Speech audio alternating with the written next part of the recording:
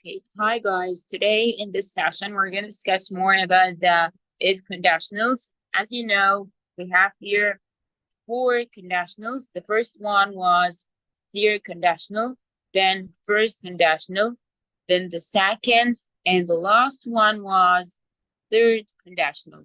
Let's now discuss with the first one. It was zero conditional.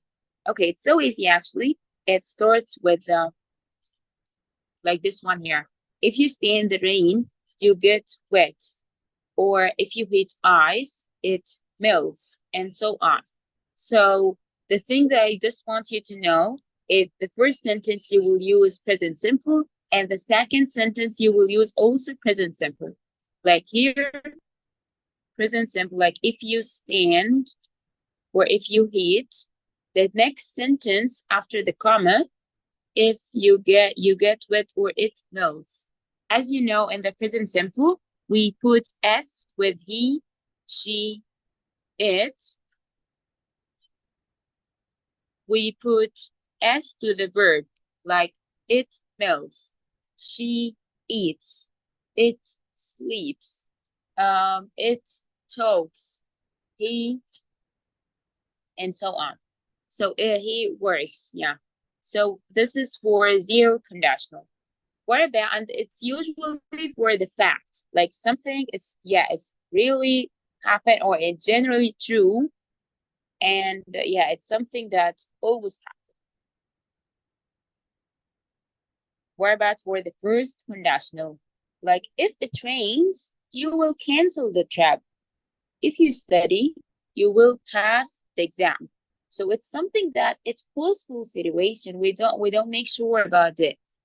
But maybe it's happened or maybe it's not. We don't know. So here a possible situation in the future, and it's something that maybe happen in the future. Like if it rains, you will cancel the trip. So the first sentence in the present simple plus will or want.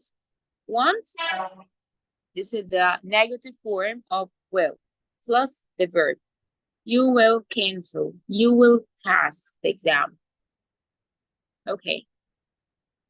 Now for the second conditional, like if I won the lottery, I would travel a lot. Or if they sold their house, they would be rich. In this one here, I used past simple in the first sentence plus would plus verb. Like here, would plus verb. I would travel a lot. They would be rich. And in this one, it's unreal or improbable situation. It's unreal. Okay. Now or in the future. We're not sure about it and it's unreal. If they sold their house, they would be rich. But maybe they don't need to sold it. So that's why this is something that don't happen and doesn't happen, you know. What about the last one, the third conditional? Like if you hard studied, you would have passed. In this part here, you use the past perfect.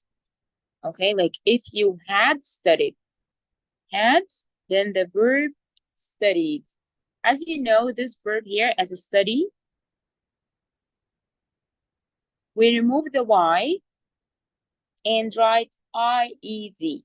So when I need to change the verb study to put it in the past, I'm going to remove the Y and put IED, studied. If you had studied, you would have passed. Maybe it's passed the exam, and so on. Yeah, you would have passed the exam. So in the next sentence, you say would have plus past participle.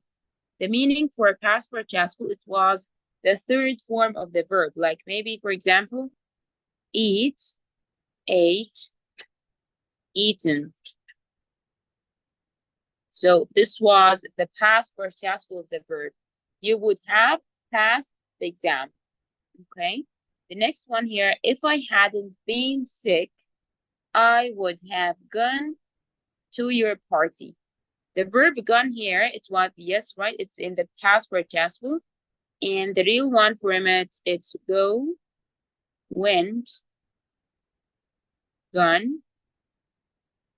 So the past participle means it's the third form of the verb. So I'm gonna choose gone, the verb that comes at the end of the sentence.